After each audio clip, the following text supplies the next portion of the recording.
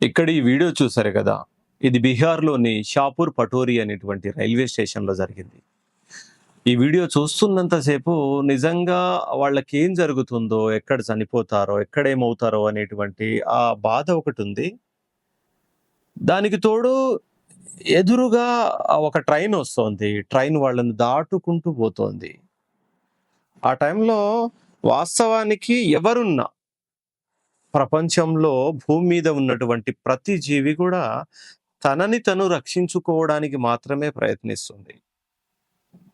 ఆ టైంలో ఎక్కడ రైలు తగులుతుందో, ఎక్కడ నాకేమైపోతుందో, ఎక్కడ నేను చనిపోతాను అనేటువంటి భయం మాత్రమే ఉంటుంది తప్ప, ఇంకెవ్వరిని రక్షించాలి అనేటువంటి ఆలోచన ఉండదు. అది కేవలం తల్లి తప్ప.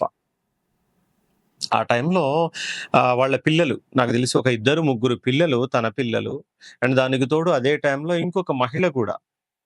ఆ టైంలో వాళ్ళందరూ కూడా రైలు దాటేటువంటి క్రమంలో సడెన్‌గా ట్రైనొచ్చేసింది. సడెన్‌గా ట్రైన్ రాగానే వాళ్ళు ఆ పట్టాల మీద నుండి పైకి ఎక్కడానికి గూడా ఆ టైం లేదు.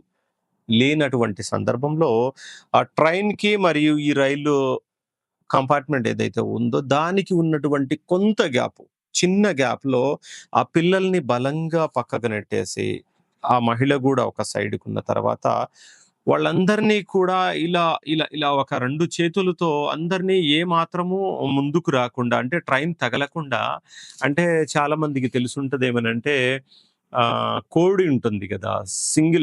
చిన్న ఎగ్జాంపుల్ ఏమనంటే కోడి. పైనుండి ఎండ తగులుతున్నా గానీ, లేదు అనుకుంటే వర్షపు చినుకులు పడుతున్నప్పుడు గానీ, కోడి పిల్లల మీద పడకుండా తన 2 రెక్కల్ని పూర్తిగా కప్పేసి, ఆ పిల్లలకి ఎటువంటి అపాయం కలగకుండా ఎలా అయితే తన రెక్కల కింద వాళ్ళని రక్షిస్తుందో, సేమ్ అదే మాదిరిగా ఇక్కడ ఈ తల్లి చేసినటువంటి సాహసం సేమ్ యాజ్ ఇట్ ఈజ్ అంతే ఉంది. అంతకు మించి అన్నమాట. అండ్ ఇదే సందర్భంలో నాకనిపిస్తోంది గతంలో మనం 'కేజీఎఫ్' మూవీ జూసాము. మూవీలో ఒక డైలాగ్‌ని వాడారు. ఏమనంటే, "ఈ ప్రపంచం మొత్తంలో తల్లిని మించిన యోధులు లేడు" అని జెప్పేసి అన్నటువంటి డైలాగ్ ఏదైతే ఉందో, అంటే ఆ మూవీ కోసం గావచ్చు, లేదు అనుకుంటే ఏదో ఆ సందర్భంలో అలా వాడారేమో అని జెప్పేసి అనుకున్నాము. కానీ ఈ వీడియో చూసిన తర్వాత నిజంగా, నిజంగా తల్లిని మించిన యోధులు లేరు అనేది క్లియర్ కట్‌గా వినిపిస్తోంది. కనిపిస్తోంది. ఇక్కడ ఈ తల్లి ఆ పిల్లల్ని రక్షించిన తీరేదైతే ఉందో, చివర్లో దురదృష్టం ఏందంటే, అంతసేపు ఎవరి చేతులు బయటికి రాకుండా, ఎవరి కాళ్ళు బయటికి రాకుండా, ట్రైన్ తగలకుండా పాపం ఎంతో కష్టపడ్డది తను. కానీ చివర్లో ఏందనంటే, నాకు తెలిసి లాస్ట్ బోగి అనుకుంటాను. లాస్ట్ బోగి కొంచెం దాని కింద ఏదైనా రాడా, లేకపోతే ఇంకేదైనా ఉండేనా అనుకుంటా. అది కొంచెం ఇంకా దగ్గర నుండి రాసుకొని పోయేటువంటి క్రమంలో ఆ తల్లి చేతులు లేదు అనుకుంటే కాళ్ళు ఏదో ఒక భాగం గాని దానికి తగలడం గాని, అండ్ అప్పుడు కొంచెం బ్లడ్ గాని అదంతా బయటికి రావడం అయితే చూసాము.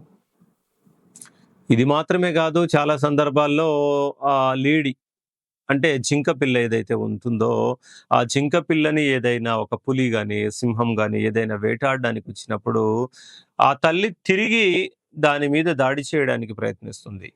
అండ్ గతంలో ఏదనంటే ఒక ఎద్దు అంటే ఆహ్, తన తన చిన్న ఆహ్, ఏమనంటారు తన బిడ్డని సింహం గాని, పులి గాని వేటాడడానికొచ్చినప్పుడు తిరిగి అంటే నేను వాస్తవంగా బలం పరంగా గావచ్చు, లేదు అనుకుంటే క్రూరత్వంలో గాని ఆ సింహం గాని, పులి గాని దాన్నైతే నేను ఎదుర్కోలేను అని జెప్పేసి తెలిసినా గాని అక్కడ చనిపోయేది నా బిడ్డ కదా! మరి నేను చనిపోయినా ఏం గాదు. కానీ నా బిడ్డ బతకాలి తీరుతో వేటాడి అంటే ఆ వేటాడేటువంటి జంతువుకి ఎదురుగా వెళ్ళేసి పోరాడి చాలా సందర్భాల్లో గెలిచిన సందర్భాలు కూడా చూసాము. ఎన్ని ఎగ్జాంపుల్స్ చెప్పుకున్నా, ఏం చెప్పుకున్నా గాని ఆ బీహార్‌లో జరిగినటువంటి సంఘటన ఏదైతే ఉందో, ఆ పిల్లల్ని కాపాడడానికి ఆ తల్లి చేసినటువంటి సాహసం నిజంగా మర్చిపోలేనిది. పిల్లల కోసం ఈ భూమి మీద ఎవ్వరైనా చేయగలరు. ఎంత దూరమైనా వెళ్ళగలరు. తన ప్రాణాల్ని కూడా వదలడానికి గూడా సాహసించగలరు అనుకుంటే అది కేవలం తల్లి మాత్రమే. అంతకు మించి ఏం చెప్పలేను నేను.